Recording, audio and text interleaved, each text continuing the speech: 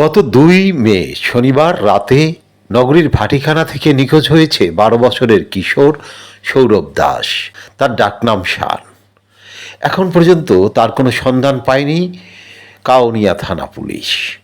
বরিশালের কাউনিয়া থানাধীন ভাটিখানার বাজার সংলগ্ন একটি বাড়িতে বসবাস তাদের। আপনারা কতটুকু জানেন? বাচ্চারা তো ভাইয়া ওই বাচ্চারা তো ওই প্রায় 9:30-10টার দিক দিয়ে এই জায়গায় দিয়ে গেছে বলে খিচুড়ি আনতে। ঠিক আছে, এই যে ওই বিকাশ কবির দিয়ে টাকা উড়াইছে ওদেরকে আমি ওই ওদিকে গেছে আর মনে করেন আইনি। হ্যাঁ হ্যাঁ। কি জানেন, কতটুকু জানেন? বাচ্চাটা তো আজকে 2-3 দিন হয়ে গেছে, বাচ্চাটা তো কোনো খোঁজ খবর পাইতেছে না। বাচ্চাটা তো খুব কান্না করতেছে মায়। আপনারা কি বাচ্চাটাকে চিনতে?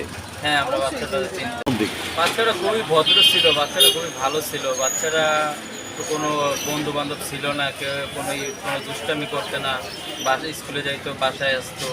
এই পর্যন্ত তারই কোনো সময় বন্ধু বান্ধবের লোক আড্ডা দিত না, বাসায় থাকতো। জি, এবার আপনি বলেন, আপনি কি জানেন, কতটুকু জানেন? বলছি যে ওর মা খুব কান্নাকাটি করে, বাচ্চাটা হারিয়ে গেছে আজকে 2-3 দিন হয়েছে। তো বুঝিনি তো মা বাবার কেমন লাগে, সবাই ওর জন্য দোয়া করতেছে, জানি ওর বাচ্চা ওর মার কোলে ফিরে আসুক, বুঝছেন। এই সবাই কান্নাকাটি করে, খোঁজাখুঁজি করছে, মাইকিং করছে, মানে অনেক লোকজন জানাজানি হয়েছে, জানি পায়। আল্লাহর কাছে দোয়া করতে আছে, অনেক মানব সাধক করতেছে, অনেক কিছু করতেছে, জানি বাচ্চাটা পায়। বরিশাল সিটি কর্পোরেশনের ৩ নং ওয়ার্ড কাউনিয়ার ভাটিখানা বাজার এলাকার এই বাড়িটিতে এখন চলছে কান্নার রোল।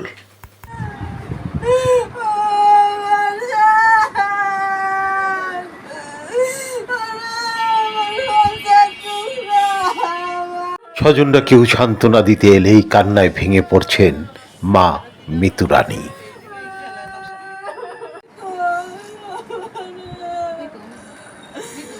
ওনারা কি করে এই কথা কইল, আমার বলছি আমার বাচ্চা আমি কথা কইতে পারবো না।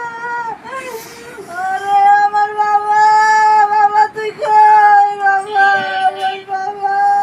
আমি খিচুড়ি খাবার বাসপাতি দোকান নিয়ে আসলাম, বেশি দূর না, আমার বাসার নিচে দোকান, আমার বাসার নিচে লাগছে দোকান, বিদেশের দোকান, ওই দোকানে যাবো। ও আগে থেকেই আমার বিকাশে টাকা করতো, আমার ঘরে পাঠাইতাম, আমার ছোট একটা বেবি আছে। আমি যখন প্রথম বেরোতে পারিনি, ও আমার বাসায় বাজার করতো, যাবতীয় কাজ করতো।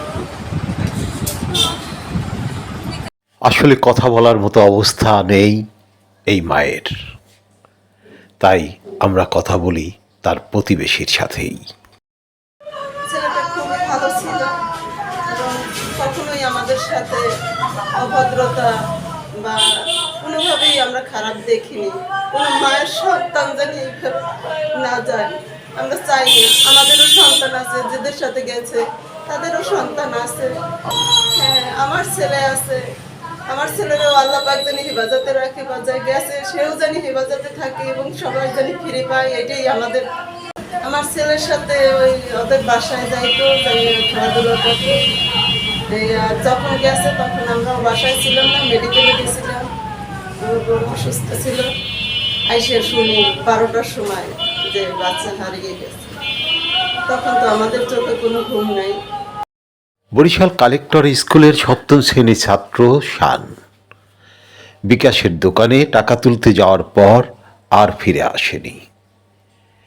2 দিন পার হয়ে গেছে।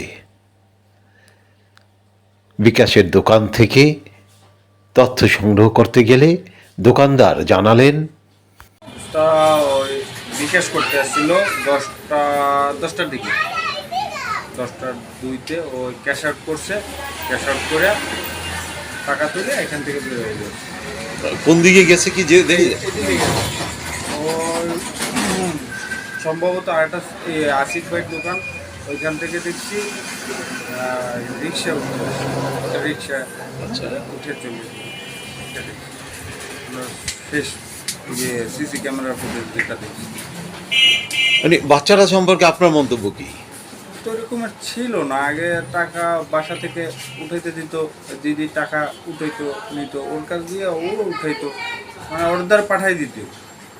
কিন্তু কালকে হঠাৎ, মানে পরশু দিনকে হঠাৎ যে কী হলো সঠিক নিজে আচ্ছা আচ্ছা, এরপর তো আর কিছু জানে না। আমরা তো খোঁজ করছি অনেক, ফোন করে কোনো রেজাল্ট পাইলাম না। বিকাশের দোকানের এই স্বত্বাধিকারী আশিক কিন্তু টাকার পরিমাণ জানাননি। তবে কাউনিয়া থানা ভারপ্রাপ্ত কর্মকর্তা সঞ্জিত জানালেন, অ্যানালাইসিস করে এখন পর্যন্ত যেটা জানতে পারছি, নাজির ফুলের পরে তার আর মানে শহরের দিকে যাওয়ার যে ফুটেজটা সেটা এখনো পর্যন্ত পাওয়া যায়নি। আমরা আমাদের কন্ট্রোল রুম থেকে এটা দেখে আসছি। আর তার যে বিষয়টা সেটা হচ্ছে বিকাশের দোকান থেকে টাকা ক্যাশ আউট করা এবং রিক্সায় উঠা বা রিক্সায় যে তার যে হুক ফেলে দেওয়ার চেষ্টা, রিক্সার ড্রাইভারকে দিয়ে যে হুকটা ফেলে দিল, রাত্রিবেলা আসলে রিক্সার হুক ফেলার কথা না সচরাচর। তো আমাদের মনে হচ্ছে একটু সে নিজেকে আড়াল করার হয়তো চেষ্টা করতেছে। আর মোবাইলের যে বিষয়টা, মোবাইল হচ্ছে দুইটা একই জায়গায় পাওয়া গিয়েছে। একটা হচ্ছে রাত 11টা সাড়ে 11টার দিকে, আর একটা হচ্ছে প্রায় 2টার পরে। দুইটা মোবাইলই পাওয়া গেছে। তো সেই যে দুইটা মোবাইল দুজন পেয়েছেন তাদেরকে আমরা জিজ্ঞাসাবাদ করছি, কথাবার্তা বলছি তাদের সাথে। তো এই মুহূর্তে হচ্ছে তার কাছে কোনো মোবাইল ফোন নেই, এবং তার পরিবারের যে লোকজনের সাথেও কেউ কথাবার্তা বলতেছে না। আর গতকালকে বিকালে জনৈক মাহবুব সাব ইন্সপেক্টর পদ্মা সেতু উত্তর থানা সম্ভবত ফোন করছেন, ফোন করে তাকে আহত অবস্থায় পাওয়া গিয়েছেন বলে সংবাদ দেয়। তো সেটা আমি নিজে ব্যক্তিগতভাবে তদন্ত করে দেখেছি। সেটা হচ্ছে কোনো হয়তো কেউ প্রতারণার উদ্দেশ্যে হচ্ছে কেউ এই ধরনের কাজটা করতে পারে। তো এখন পর্যন্ত আমরা আসলে যে শান দাস, যে কিশোর যে নিখোঁজ রয়েছেন, তাকে উদ্ধারের কাজ করতেছি। তার এবং তার মায়ের দুজনেরই সিরিয়া সংগ্রহ করেছি, সিরিয়া নিয়ে আমরা কাজ করতেছি, আমার অফিসাররা কাজ করতেছে। তো পাশাপাশি হচ্ছে র্যাবও কাজ করতেছে। র্যাবের যে মেজর তৌফিক, ওনার সাথে আমার কথা হয়েছে। আমরা চেষ্টা করতেছি, আমাদের আসলে প্রচেষ্টা অব্যাহত আছে। যেখানে আমরা ক্লু পাচ্ছি সেই ক্লুটা ধরে ধরে আগাচ্ছি। শেষ এখন আমরা আমাদের যে আইও শহীদুল হচ্ছে কন্ট্রোল রুমে আছে। আমাদের কন্ট্রোল রুমে তার যে মুভমেন্টগুলো বরিশাল শহরের কোন কোন দিকে যেতে পারে সেটা নিয়ে সে কাজ করতেছে। ধন্যবাদ। শান দাসকে উদ্ধারে বাংলাদেশের সকল থানায় তার ছবি সম্বলিত পদক্ষেপ করা হয়েছে। থেকেও তারা ফোন দিতেছে আমাদের, তারাও তাদের মতো কাজ করতেছে, র্যাবও কাজ করতেছে। আমিও পারবো না। বরিশালের কাউনিয়া থানা পুলিশ এবং র্যাবের কর্মকর্তারা আন্তরিকভাবে চেষ্টা করছেন বলে স্বীকার করলেন এই মা নিজেও। কোথাও ঘাটতি খুঁজে পাওয়া যায়নি পুলিশের আন্তরিকতায়ও। তারপরও কিশোর সৌরভ দাস শান এখন পর্যন্ত নিখোঁজ। সময় যত গড়াচ্ছে ততই মা ও স্বজনদের চোখে মুখে বাড়ছে শঙ্কা, তাদের সন্তান ফিরবে তো।